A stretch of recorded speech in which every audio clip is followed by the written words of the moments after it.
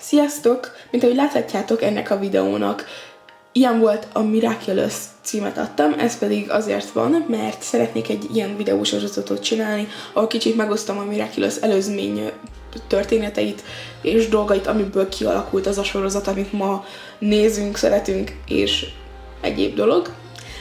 És arra gondoltam, hogy meg is hoznám ennek az úgynevezett videósorozatnak az első részét, ami kicsit rövid lesz, hiszen nincs sok információnk erről, de mindenképp szerettem volna erről is beszélni. Mégpedig a Mini Menék Ladybug, ami egy képregény, borítós, sorozatos akármi, nem igazán tudom bekategorizálni. Nem tudom, hányan hallottátok erről, de maga a Miraculous, mint olyan, az eredetileg, legalábbis legjobb tudásunk szerint, eredetileg egy képregény lett volna, és ehhez van több borítónk, amiket majd így a képernyőn fogtok látni, és ezeket a rajzokat mind Thomas készítette egyedül. Ilyenkor még ugye nem volt támogatója az ötletének, de szerintem egyértelmű, hogy később lett neki. Nem is gondoltam volna. Na mindegy, úgyhogy néhány információt szeretnék erről a kis akármiről megosztani veletek, erről a kis borító sorozatról, ötletről, mint olyanról. Elsőként meg kell említenem, hogy ezek a tervek nincsenek megerősítve, sosem erősítették meg, hogy létezett ilyen, viszont vannak, és olyannyira, hogy ez még a sorozatban is feltűnik. Az Evil Illustrator epizódban a befejező képernyőn láthatunk egy képregényt, ezt már egyébként említettem nektek, hogy ezen az epizód végen látszódik egy képregény, amit Nathaniel rajzolt, és az a rajz, ami látható abban az epizódban, az gyakorlatilag Thomas készítette még évekkel ezelőtt, az első tervek között szerepelt ez ugye a Miraculous-höz, ami ugye még akkor Ladybugként futott, úgymond.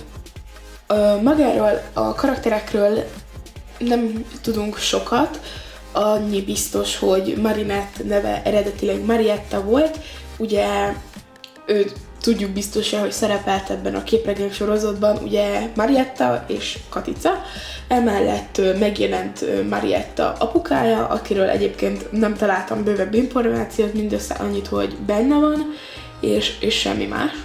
Illetve ugye természetesen Fekete Macska, aki a kezdetekben meg se jelent a borítókon, a 12. borítón jelent meg, és azóta részese úgymond ennek az univerzumnak. És mivel így a videó elég rövid lenne, ezért szeretnék néhány gondolatot megosztani veletek arról, hogy mégis mik történhetnek ezekben a képregényekben. Borító alapján a féle teóriának mondanám.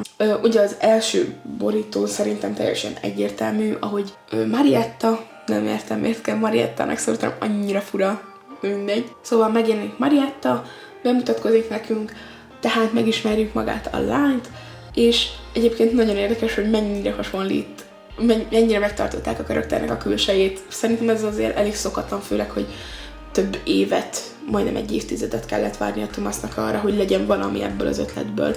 Szóval egyébként ez szerintem egy tök jó dolog.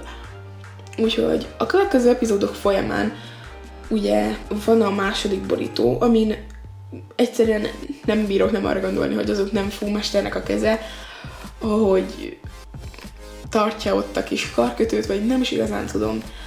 És igen, nagyjából ennyit a teóriáról, gyakorlatilag nem igazán tudok róla mit mondani.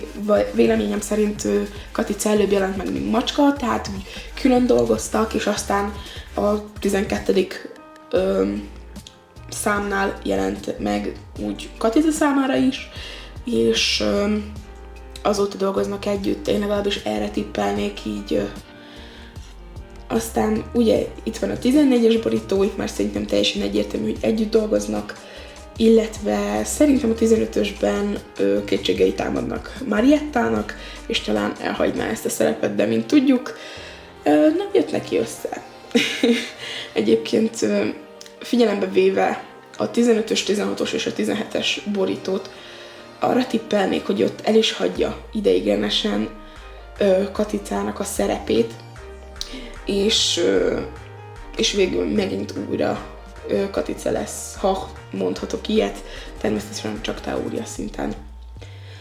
Illetve egy kis érdekesség, amit így magam gondoltam ki az egészhez, tehát nem ígérhetek nyilván 100%-os információt.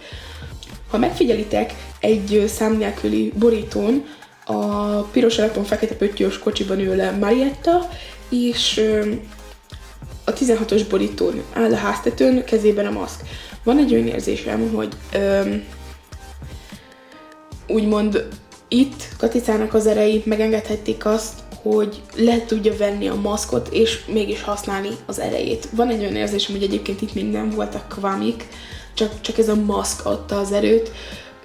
Erre talán utalhat az is, hogy a 5-ös borítón ez a póz maga erre utalhat esetleg, de ez természetesen csak utólag hozzátett gondolat részemről. Szóval igen, ennyi lenne ez a videó, és köszönöm szépen, hogy megnéztétek, és ha szeretnétek még ilyen videót látni, akkor mindenképp írjátok meg, mert akkor még mindenképp fogok csinálni, és azt hiszem ennyi.